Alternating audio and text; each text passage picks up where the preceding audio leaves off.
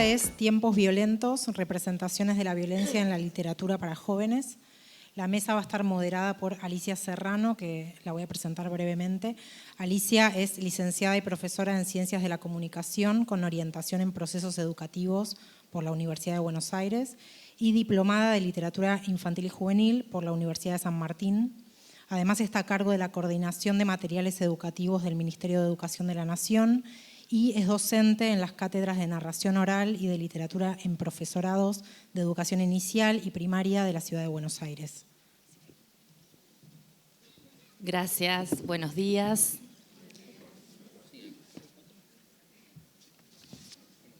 El cuaderno de notas estaba abierto, en medio de la mesa. Había una sola frase escrita en esas 2 páginas que quedaban a la vista. Decía: ¿a partir de qué edad se puede empezar a torturar a un niño? Empezar con ese. Así se inicia la novela 2 veces Junio de Martín Coam. Y esa pregunta sin duda no nos deja indiferentes. Golpea, interpela, nos golpea.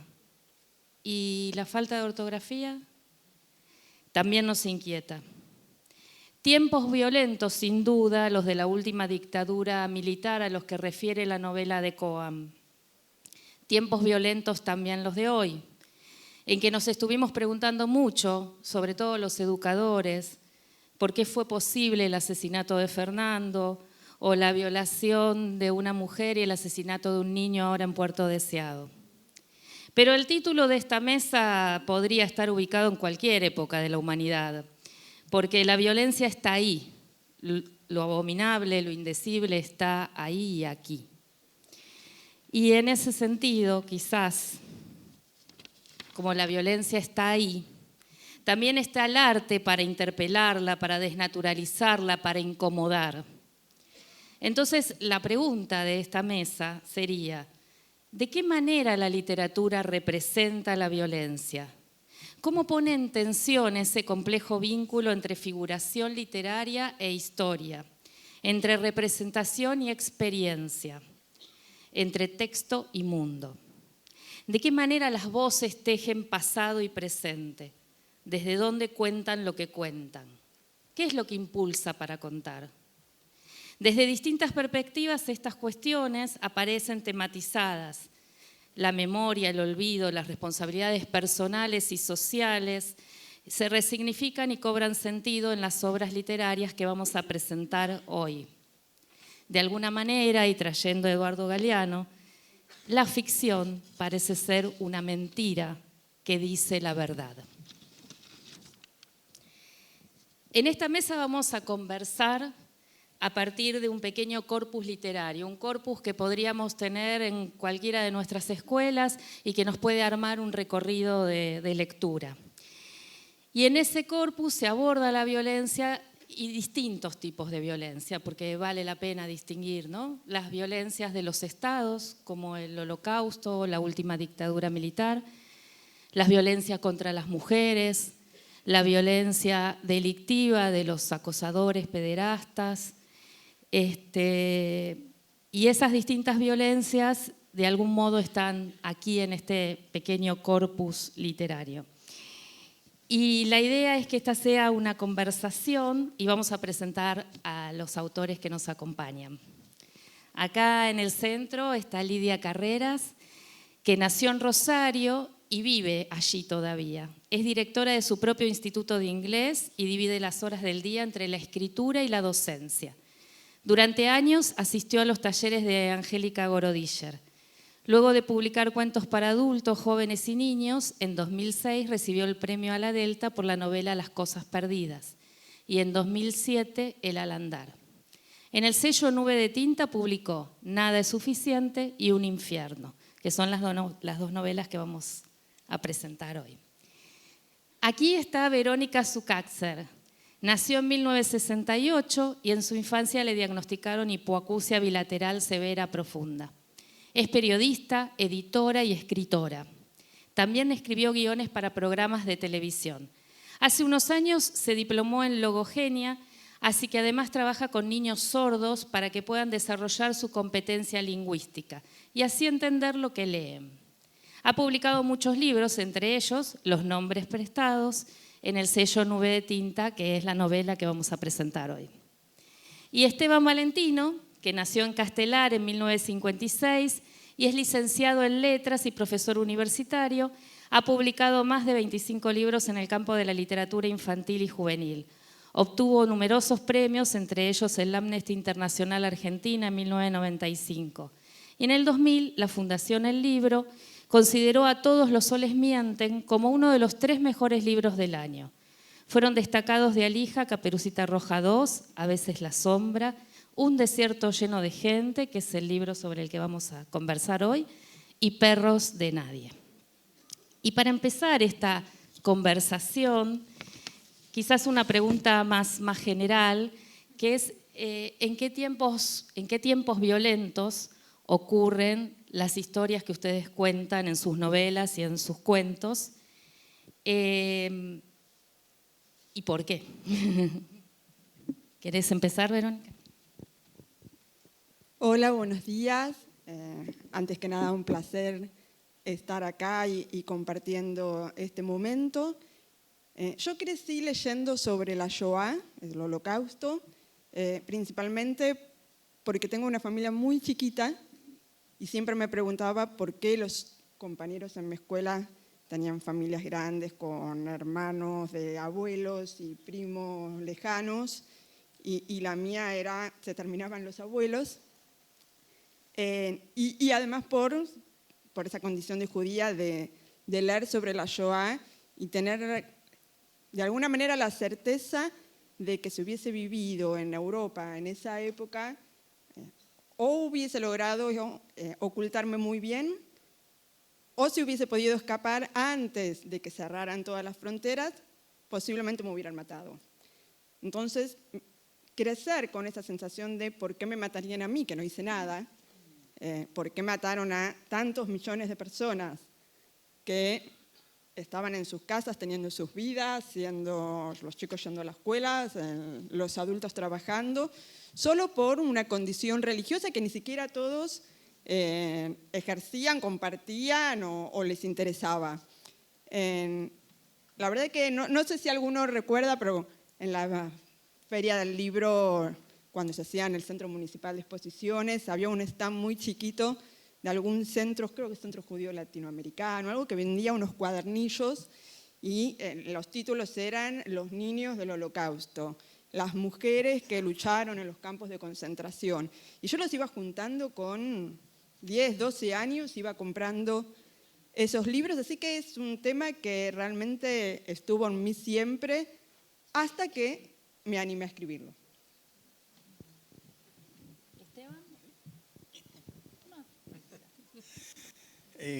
Bueno, antes que nada, buen día y también es un privilegio estar acá. En principio yo diría que los textos que seguramente que vamos a ver cruzan mi vida porque yo pertenezco a la generación desaparecida, la generación borrada. Yo me fui de Argentina exiliado en 1976, muy poco después del golpe. Yo formaba parte de un grupo de militancia de la izquierda peronista. Éramos 11 compañeros, del cual yo con 15, 16 años era el mayor, y de los cuales soy el único vivo. Entonces, que me rociara la historia con semejante agua definitivamente marca o marcó de alguna manera a partir de ahí toda mi forma de ver la historia. Cuando volví, me acuerdo que empecé, cuando volví a principios del 83, me acuerdo haber ido a un terapeuta y que me preguntara cuál había sido mi relación con la muerte, y yo le dije, no, bueno, la habitual. Y cuando empecé a contar lo que había sido mi vida, se rió más o menos como igual que ustedes. Entonces, escribir sobre eso supongo que habrá sido también una manera de empezar a explicarme. Y le agregó una cosa a mi forma de contar, de la cual no me he podido evadir nunca, que es una profunda admiración y deseo de ensalzamiento de la derrota. Cuando venía para acá pensaba que, bueno, cosa que he pensado muchas veces, que toda mi obra está salpicada de algo así como de dignidad de la derrota. Entonces, escribir sobre eso casi que es una obligación. Tus tiempos. Mis tiempos. Violentos. Mis tiempos violentos, me parece que ahora hay una cosa, empezando ¿por qué llora esa mujer? O el movimiento Me Too, que está en Estados Unidos, y muchos otros que se han desprendido de Esto es lo que ha corrido un telón sobre un montón de gente que venía sintiendo esta sensación de injusticia y finalmente se atreve a levantar la mano. No solamente en el plano de descubrir a los más grandes y a los más famosos y verlos caer, sino también en el plano familiar, en el plano doméstico, cada uno con su propio pequeño dramita. Y a lo mejor también me disparó algo que estuvo siempre una historia contada con toda inocencia en mi familia, que estaba la abuela de mi marido, una señora muy agradable a la que yo conocí en sus últimos años.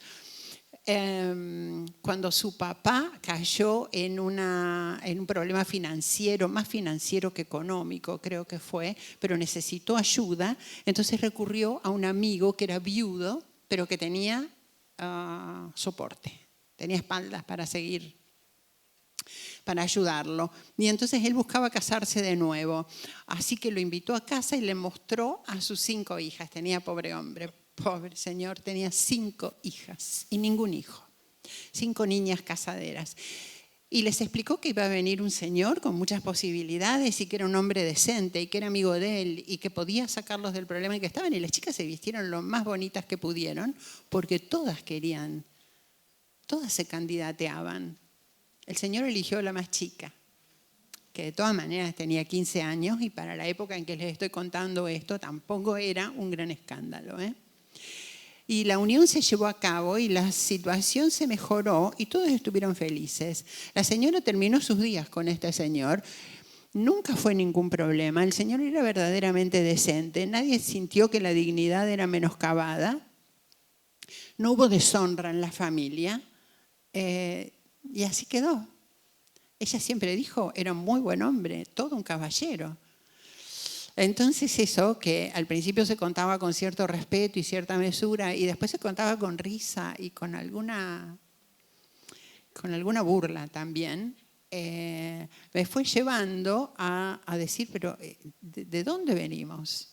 ¿De dónde venimos naturalizando todo esto? Y entonces surge esta pareja sobre la que Nada es Suficiente habla, que no es tan rara, no es tan rara ni siquiera en esta generación. Está muy naturalizada, muy dentro de nosotros, viene de lejos, pero sigue pasando. Bien, sigamos. Empezamos recién, ¿no? A andar. Verónica, ¿por qué los nombres prestados? 2 preguntas en una. ¿Por qué los nombres prestados? Al inicio, Nina, uno de los personajes de tu novela, dice que para escribir hay que tener una buena historia para contar. Una historia que se le hiciera sangre, dice así.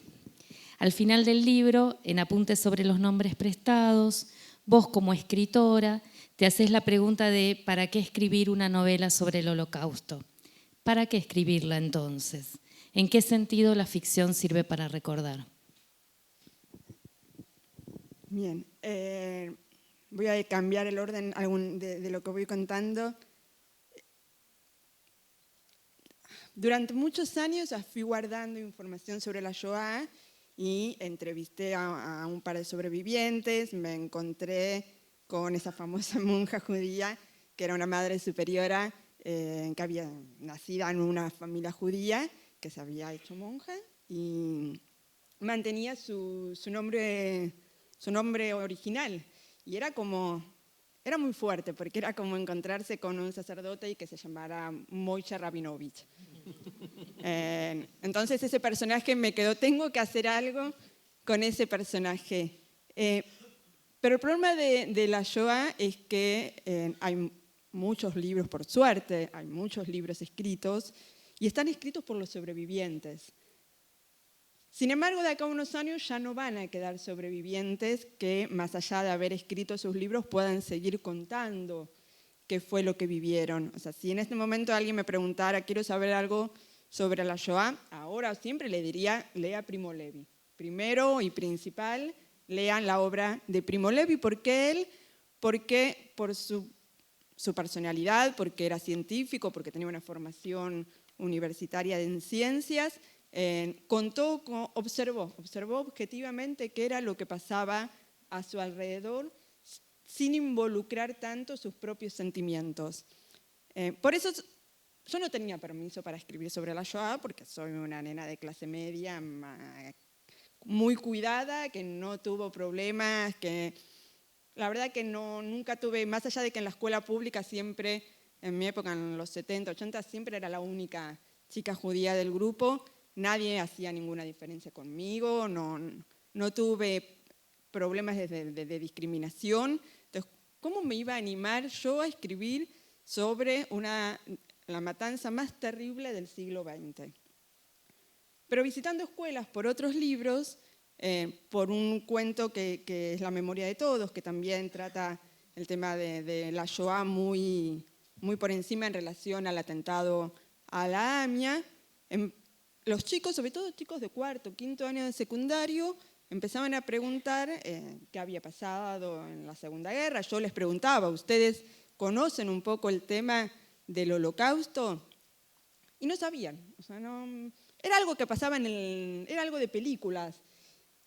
Y encima las películas que tenían como referencia eran historias muy artificiales sobre la Shoah.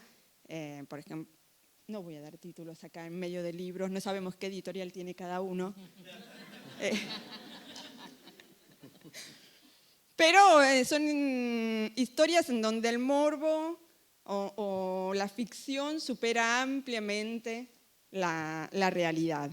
Entonces, ahí consideré que tenía un permiso de escribir una historia que llegara a estos chicos que no tenían idea de lo que había sido la Shoah, para decirles, que es lo que trato de decirles al final del libro, ahora pueden leer a Primo Levi. O sea, si quieren, esto es ficción, son personajes inventados, pero hay mucho para leer, hay mucho para saber. O sea, es un punto de partida.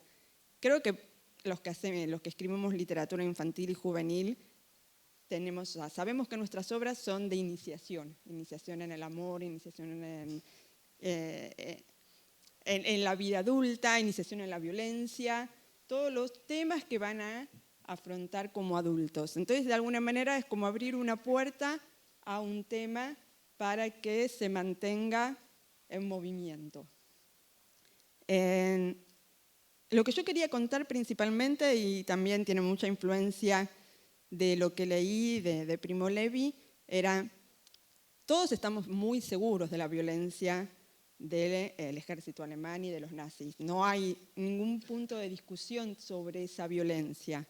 El tema es qué pueden hacer los buenos en la situación límite. O sea, porque en general todas esas películas o esos libros que llegan a los chicos muestran que frente a una situación de muerte o de de horror absoluto, la gente sigue manteniendo su buen corazón y esa papa que encontraron se la van a dar al que tiene más hambre. Y no era así, en los campos de concentración no pasaba eso. En los campos de concentración, el que todavía estaba vivo quería sobrevivir. Entonces, más allá de la realidad, yo no soy pedagoga, mi intención nunca fue enseñar nada al público, sino hacer ficción con un tema que realmente me interesa, era eso, era pensar qué hacen los buenos cuando están en una situación límite. Los nombres prestados que... a mí me cuestan mucho los títulos, acá lo saben mis editores, les damos muchas vueltas, pero tiene que ver con la situación de uno de los personajes de adueñarse del nombre de otra persona para sobrevivir. O sea, por un lado es una mentira, por otro lado es mantener esa mentira a lo largo de los años por la vergüenza de haber tomado la identidad de otra persona para poder escapar. Entonces, cómo todos estos personajes estuvieron cambiando sus nombres y sus identidades para poder sobrevivir.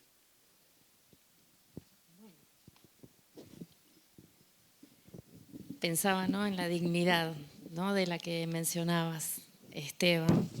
Y vos decís, tanto en la contratapa de Un desierto lleno de gente, decís que necesitas escribir sobre desapariciones de la dictadura y la guerra de Malvinas, que no podés escribir cosas agradables, y me parece que en ese sentido recién, digamos, contando un poco tu historia y la dignidad de la derrota se entiende. Y entonces la pregunta es, tanto en No dejes que una bomba dañe el clavel de la bandeja, que es uno de los cuentos, y en Los pájaros mudos, las historias de amor se entretejen con las historias de dolor y horror.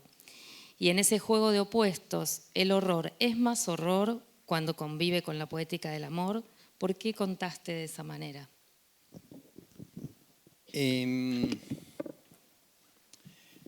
Yo no sé si al horror hay una manera de magnificarlo a partir de la presencia de un opuesto. Me parece que es sobre todo el horror al que contaba Vero recién, o al de las locuras cometidas por nuestra dictadura.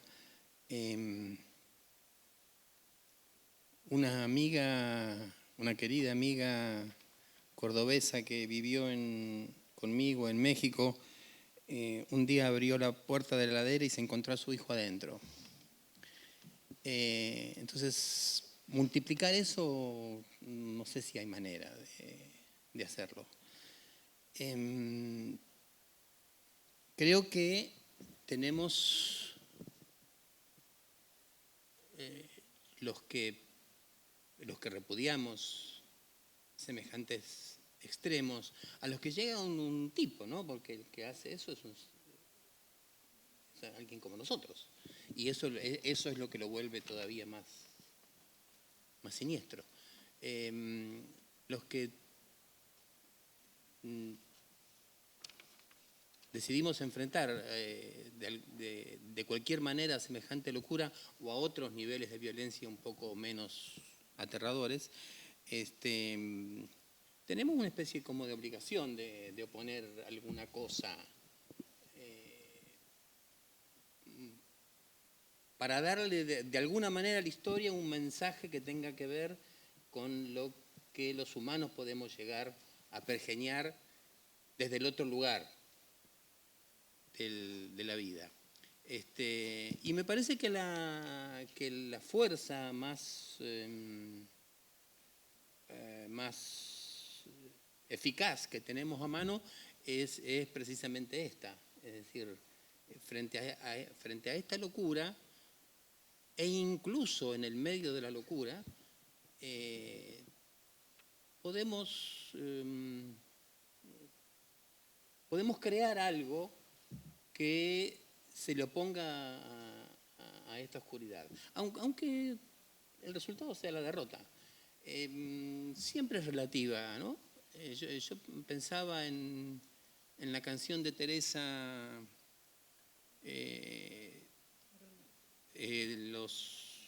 los desaparecidos, cuando dice que no contaban con esto, no han desaparecido, y es cierto, no contaban con eso. Entonces, a lo largo de, viendo la cosa como un hecho histórico, ¿perdimos? Sí, la verdad nos hicieron percha. Perdimos bastante, pero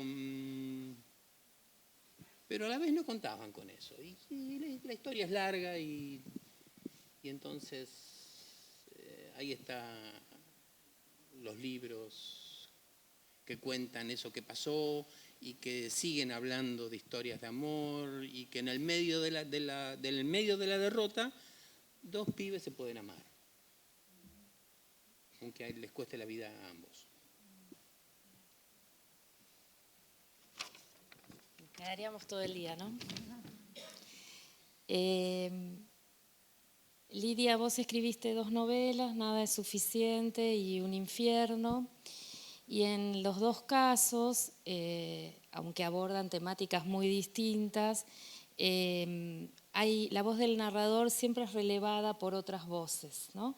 En Nada es suficiente, la voz del narrador está relevada por la voz de Torcuato, un joven testigo de la historia, y en Un infierno el relato se interrumpe con la transcripción del diálogo crudo del chat de Steffi y su acosador pederasta, ¿no?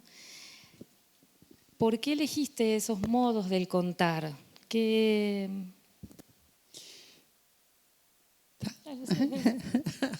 el primer caso, en el caso de Torcuato, en el que ya elegí el nombre, nadie se llama Torcuato acá, ¿no?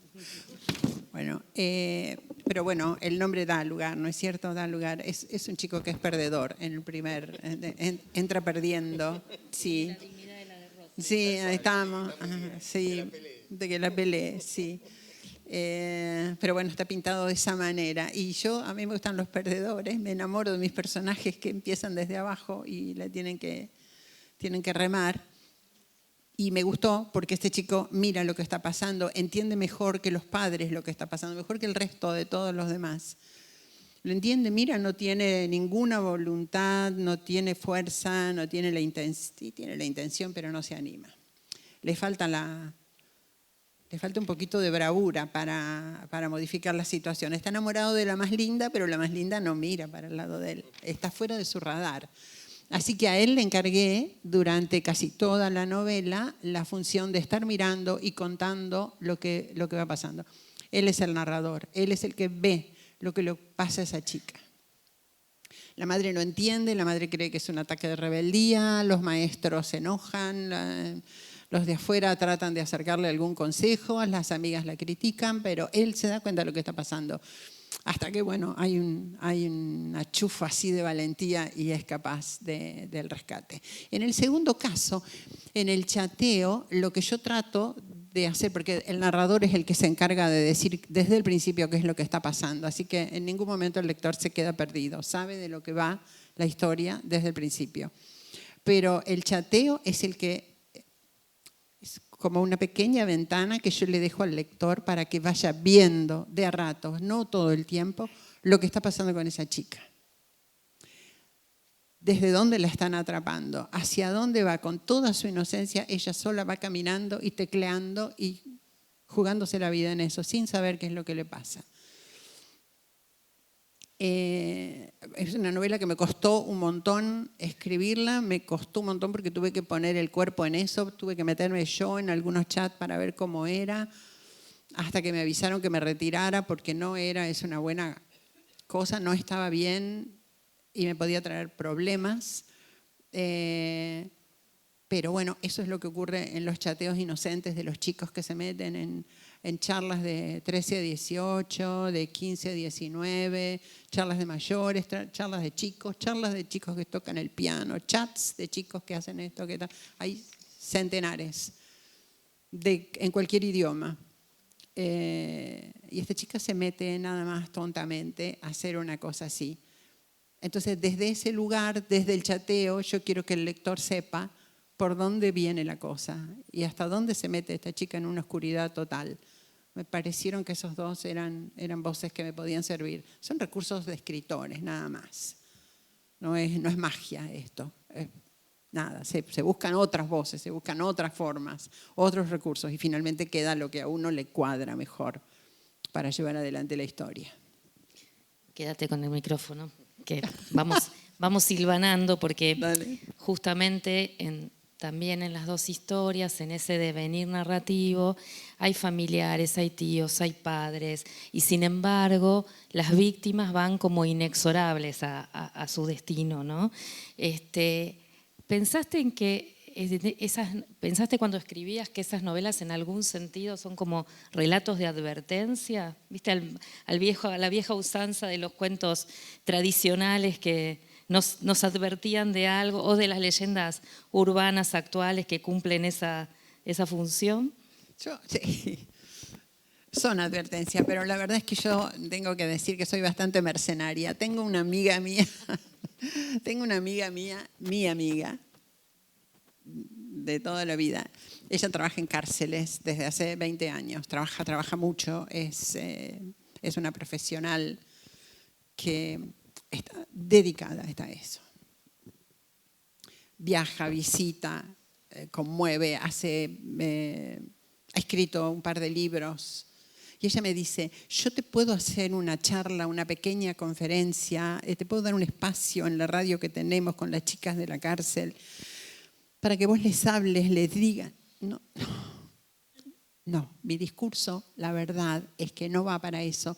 Yo no quiero impartir nada, no quiero que nadie aprenda ni vea una luz en el camino, no estoy interesada en eso. Sí, desde luego que cuando en mi charla personal, doméstica, cuando voy a las charlas de los chicos, sí tengo la tentación de decir, y lo digo claramente, chicos, ojo con esto, no hagan eso. Chicas, cuando pase esto, presten atención. Sí lo digo, pero cuando me pongo a escribir una novela, esto no está en mi cabeza.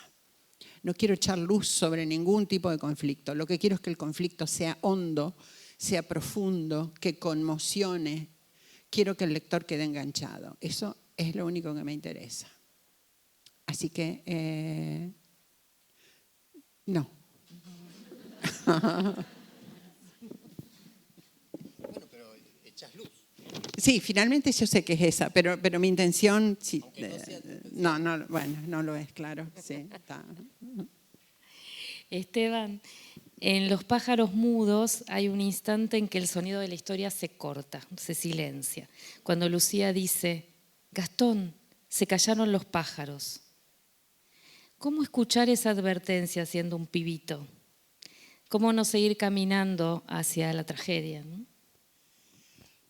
No, es que me parece que no hay manera de evitarlo. Es decir, ellos están ya en una dinámica en que el poder decidió una acción superior y la va a cumplir inexorablemente, y dos chiquitines de 15 años no van a poder hacer nada para enfrentarlo. Es decir, ¿de qué modo Ana Frank podía evitar que no hubiera existido? No Ana, sino el enemigo que le costó la vida.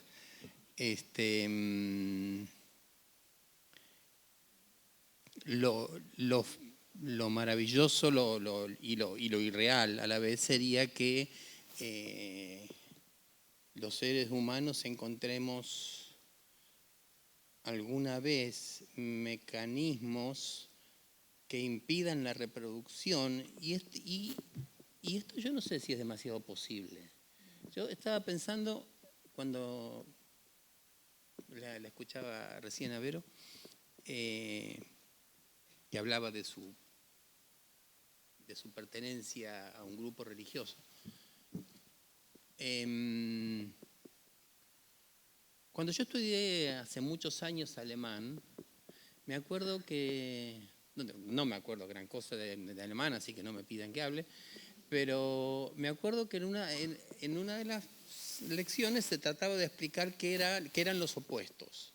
Y una era que era el negro, que era el blanco, que era lo frío, que era lo caliente, y una que era lo malo y que era lo bueno. Entonces, no me acuerdo cuál era el ejemplo de lo malo, un dolor, una enfermedad, supongo, y lo bueno era God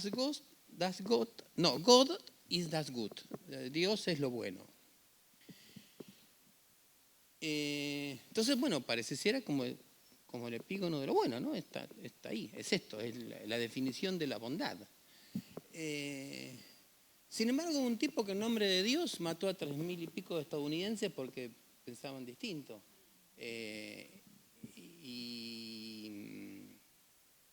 Y el cristianismo ha matado en nombre de Dios millones y millones y millones de seres humanos, y una voz tan lúcida como la de Fray Bartolomé de las Casas dijo que había que importar negros para que los indios no sufran. Maravilloso. Entonces, si en el supuesto nombre de aquello que los humanos hemos generado como el cenit de la bondad, hemos cometido semejantes disparates y semejantes atrocidades, yo creo que es una, y vuelvo a mi ejemplo de la derrota, yo creo que es una batalla condenada al fracaso desde el vamos, a la vez que no queda otra que hacerla. Me parece que no hay otro camino que enfrentar a los distintos niveles de locura que el ser humano ha tomado a través del tiempo y que seguramente va a seguir tomando, como dice Laura de Betach. Las acciones que podemos llevar a cabo para esto son chiquitas, pero a la vez aunque sean chiquitas, hay que llevarlas a cabo igual. Sabemos que sabemos que lo que pueden hacer el físico y Lucía para enfrentar a la gente de Macera no es mucho. Pero a la vez, ¿qué otro camino tienen? Si ellos ni siquiera eran militantes armados. Como para decir, bueno, dentro de la particular locura de estos tipos, el ser un militante armado tenía cierta lógica, pero en este caso ni siquiera lo eran. Ninguno de mis 10 compañeros muertos éramos militantes armados, ninguno, éramos chicos de 15 años. ¿Qué podíamos hacer? Pucha, se callaron los pájaros. Esto es malo. Sí, obviamente es malo. No hay mucho más para hacer que esto que somos vos y yo. Me parece. Se callaron los pájaros. Y en tu escritura también el silencio y la palabra, ¿no? Son problemas que atraviesan toda la obra. ¿Cómo se relaciona la palabra y el dolor con la forma de contar? Sí, te decía que la escritura y el silencio, el decir y el no decir, son problemas que atraviesan toda la novela. Entonces, ¿cómo se relaciona la palabra y el dolor? Creo que todos tenemos temas de los que no hablamos. O sea, siempre me interesó mucho ver cómo uno va creciendo y estructurando su personalidad alrededor de lo que no dice, más de lo que dice. En el tema de la Shoah, y esto, por ejemplo, me lo contaron muchas personas después de haber leído el libro, la gente, los sobrevivientes no contaban, no llegaban a las casas y, por un lado, preferían olvidarlo todo, como si fuese posible olvidarlo, o tenían culpa y la vergüenza del sobreviviente, o era tan terrible que no había palabras, o sea, no había manera de poder explicarle al que no había estado ahí qué era lo que había pasado. También el no decir en los silencios, obviamente como en todas las escuelas siempre los chicos preguntan, ¿y eso te pasó a vos? O sea, esa relación que siempre están buscando entre el libro y la vida personal tiene mucho que ver conmigo. con todo lo que yo no dije, sobre todo durante mi adolescencia o mi escolaridad, que era el tema de no oír. Entonces me interesa cómo maneja la gente esos silencios, hasta dónde cuentan, cómo lo van a contar. Obviamente toda la novela se estructuró en base a eso, el personaje que hasta que está muriendo porque es mayor y la nieta le pide, por favor, contame porque nunca lo contaste, y cómo te libera la posibilidad por fin de contar lo que pasa. En realidad sucede creo que es un trabajo para hacer cada uno de, no sé, problemas con un hijo, problemas con violencia en la familia, problemas de pareja, o sea, todo lo que uno considera que no van a poder entender o compartir con la gente que te rodea. O sea, este es un tema mío, no lo quiero. No, y a la vez si lo cuento lo pierdo un poco. O sea, esto es de alguna manera lo que me sostiene. O sea, también el sufrimiento sostiene. Me aferro a algo, a un recuerdo, porque si lo dejo de ir no voy a tener nada. ¿Qué es lo que me va a quedar? A mí siempre me resulta muy, muy interesante tomar los personajes o sea, crear toda una estructura psíquica de esos, toda la vida que tuvieran esos personajes para poder decir las cosas que dicen. Con lo cual, todas las historias de alguna manera se van construyendo a partir de los silencios. O sea, en ese sentido, los cuentos, por ejemplo, hay veces que leemos cuentos maravillosos llenos de diálogos y sin embargo en cada diálogo lo más importante es lo que no se dijo, más que lo que el personaje está diciendo.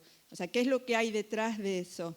Pero eso tiene que ver también, más allá del tema de la Shoah, de la violencia, tiene que ver con la búsqueda de uno en cuanto a la escritura. O sea, estamos escribiendo ficción, estamos queriendo llegar a un público y que ese público le guste lo que escribimos.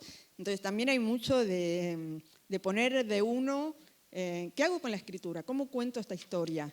Porque si la cuento de la manera, si la cuento como cuento una anécdota en la cola del supermercado, no va a tener esa búsqueda o esa belleza literaria que yo intento encontrar. Entonces también pasa por eso, por encontrarlos, de alguna manera contar desde el silencio, desde lo que no se dice, es como buscar la manera de contar desde otros lugares. Ya estamos con el tiempo, ¿no? Bueno, yo tengo muchas preguntas más y me las anoté solo para no pasarme con el tiempo, pero queríamos abrir un espacio para que ustedes pregunten, ¿sí? A los autores. Así que quien quiera preguntar, levanta la mano.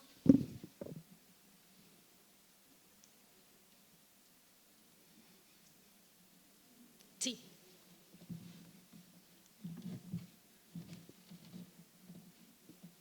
¿Hay alguna pregunta? No, yo no veo mucho. Allá, ahí vi una mano.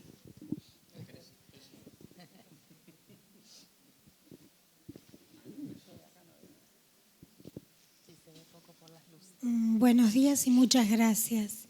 Me quedó la duda, ¿cómo evitar el morbo?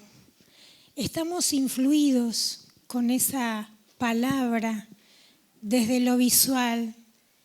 Cuando ustedes están poniendo en el ejercicio de la violencia la palabra que nosotros necesitamos para los chicos, porque no tenemos explicaciones tampoco, ¿cómo evitan esa terrible palabra que es el morbo?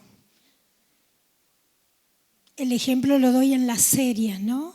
Que están plagadas de violencia, hermosamente vestidos los protagonistas, ¿no? Para contribuir a eso. Y los chicos están muy influenciados en eso. Y es muy difícil explicarles.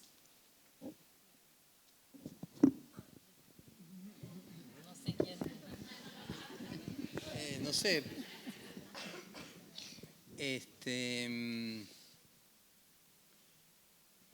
Me parece que hay que ser honesto con lo que uno siente y con lo que uno es como escritor.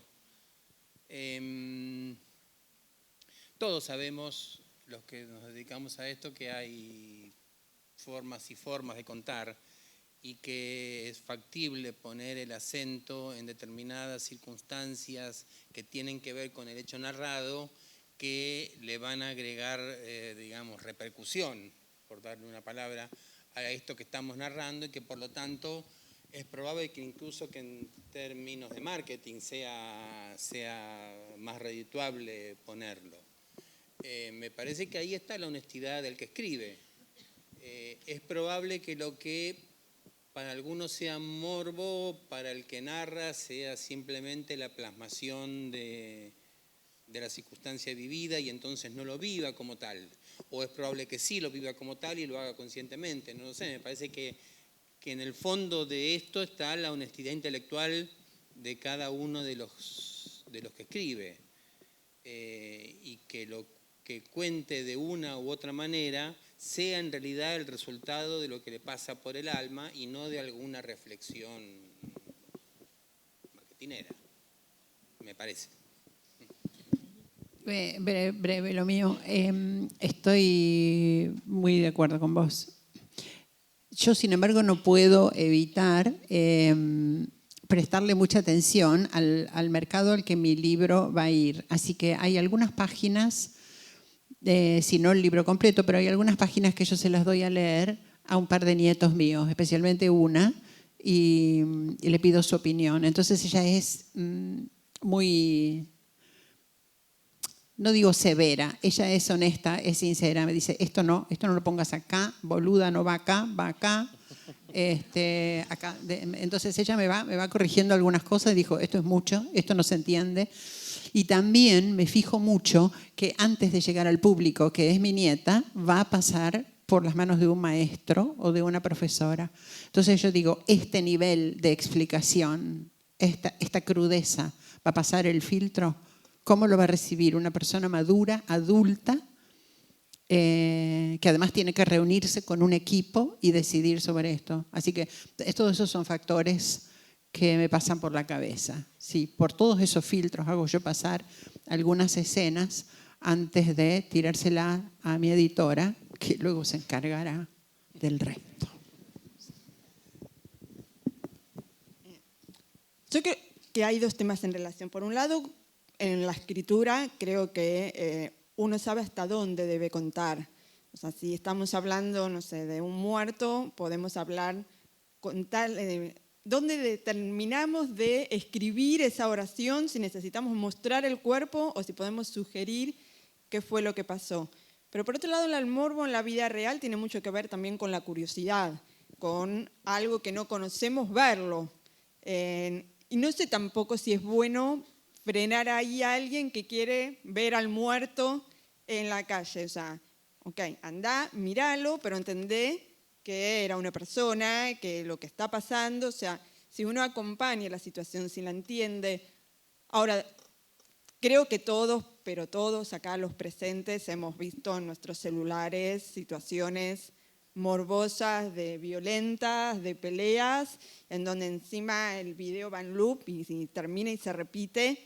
Y a veces lo volvemos a ver para entender quién está pegando a quién está insultando a quién, o esos videos en los que los chicos agreden a los docentes, con lo cual también hay una responsabilidad de los medios, del permiso de subir esos videos, que creo que es una pelea que la tenemos bastante perdida y que de alguna manera va a ir cambiando, como la tecnología o las épocas fueron cambiando las maneras de entender las cosas o de enfrentarlas, va a ir cambiando la manera de entender esa violencia o ese morbo y va a aparecer, o sea, en qué momento deja de ser un entretenimiento y podemos entender qué es lo que realmente está pasando. Y además, nuestros textos en general son mediados. Entonces, hay una visión intermedia, inevitablemente. Y en muchos casos esta visión va a estar transparentada, atravesada por la imbecilidad o por la inteligencia del que medie. Hay un libro mío donde, el cuerpo de Isidoro, donde el nene se baña con el papá y cuenta que él tiene pelo en la cabeza, a diferencia del papá, que tiene pelo en la cabeza y pelo en el pitito. Y que fue vedado en algunas escuelas católicas por esa frase, literalmente. Y contra eso no hay mucho que oponer. Es decir, bueno, lo tachó por morboso. ¿Cómo va a hablar del pitito del papá? Está listo, macanudo, forma parte de tu ideología, que no tiene nada que ver con la mía. Entonces, contra eso no hay mucho. Está bien, pensás eso, vale. No te digo a vos, ¿eh? Hay otra pregunta, ¿no? Por allá.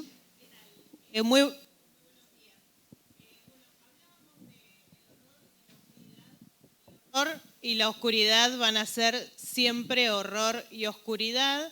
Se planteó también la posibilidad de crear algo bueno, aún teniendo en cuenta que es una derrota relativa. La pregunta es, ¿el horror siempre va a vencer esa pequeña llamita buena que se pueda crear?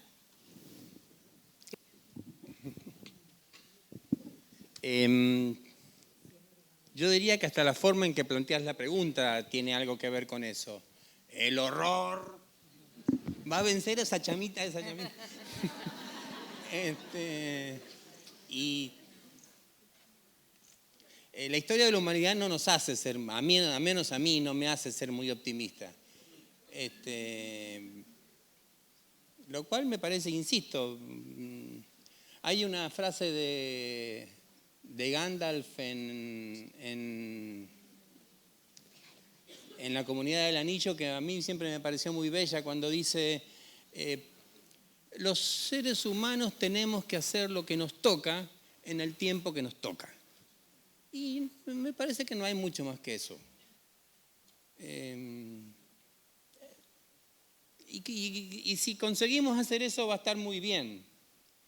Al menos eso es lo que a mí me pasa y tal vez lo hago para sentirme mejor. Pero creo que hay que hacer eso. Sí, al horror hay que enfrentarlo. El horror va a estar ahí. Tal vez el último horror es la muerte y no lo sabemos. O tal vez no, nos hemos acostumbrado a que la muerte sea el horror y en realidad es nuestra amiga y tampoco lo sabemos. No sé, pero me parece que a lo que normalmente entendemos como horror hay que enfrentarlo. A la locura nazi había que enfrentarla, de alguna manera, de cualquier manera. Y a la locura de la dictadura también había que enfrentarla. Y a las locuras estas cotidianas que contaba recién Alicia, este disparate de que 10 muchachos pateen a otro hasta matarlo. Tal vez si hubiera aparecido una voz razonable entre ellos eso no hubiera pasado, pero no apareció. Y en una de esas es eso lo que tenemos que hacer, ser la voz razonable en un grupo de gente que está matando a otro. Y eso no, me parece que no es poca cosa. Si alguien hubiera dicho, che, pará, no. En una de esas hoy no estaríamos lamentando la muerte de Fernando y no hubiera sido para nada poca cosa. Me parece que la parte del horror te corresponde a vos, ¿no? Sí, en mi novela hay un tipo de violencia que es más doméstica, más familiar. La otra es el grooming, y el grooming sí es un horror porque es un infierno sin salida. Ahí me parece que no hay llamita, no la encontramos todavía. no conocemos el camino a la salida. Pero lo de Vero me parece que es muy importante.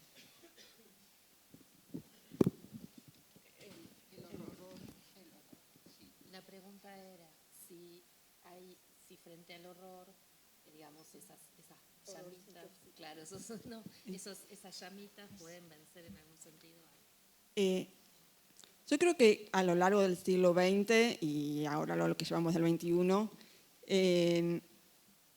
han sucedido matanzas y horrores terribles, pero ¿qué era lo que tenía la Shoah? Hago la distinción entre palabras, es que holocausto significa dar en sacrificio. Es cuando uno daba un animal para los dioses y se considera que todos los muertos durante la Segunda Guerra no decidieron darse en sacrificio. Entonces se usa la palabra hebrea Shoah, que es matanza.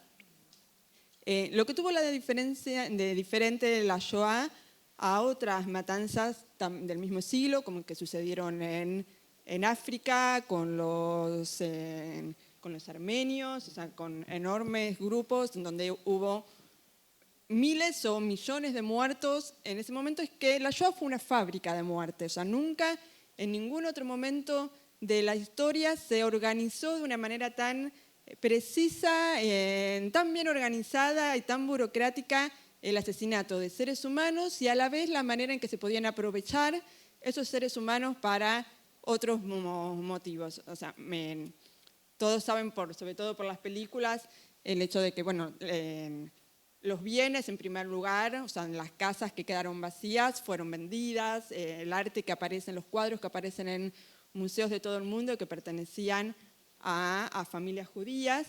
Se aprovechaba la ropa, los anteojos, las prótesis, brazos, piernas, el pelo, se aprovechaba el pelo para hacer almohadones, se aprovechó la piel, se aprovechó la mano de obra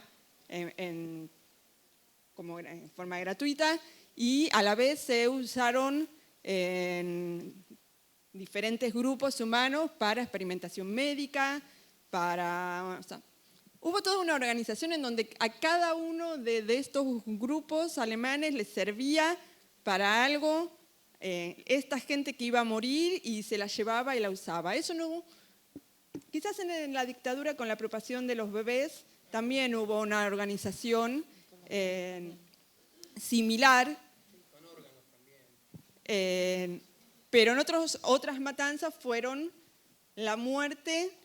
Ahora, también, por ejemplo, algo que sigue sucediendo en el Medio Oriente es cuando hay los secuestros de mujeres, por ejemplo, por Boko Haram, o la violación de las mujeres, cuando entran a los pueblos y violan a todas las mujeres, eso es para denigrar, o sea, quitarle la dignidad a las mujeres, para marcar a estas mujeres para que frente a sus maridos ya no tengan dignidad. Y si quedan embarazadas y tienen los hijos del enemigo, mejor todavía, porque esos padres, esos esposos ya no van a poder ver a esos chicos como hijos propios, van a saber que es el enemigo, los van a abandonar. Entonces, la sistematización de la muerte y la organización del asesinato es algo que surgió con la Shoah sobre todo y que a ese nivel, por suerte, no se volvió a repetir. Pero hay un gran resurgimiento de todos los movimientos neonazis en el mundo y es como para estar atentos. Bueno, se nos acabó el tiempo. Agradecemos muchísimo la presencia de Verónica, de Esteban, de Lidia. Muchas gracias.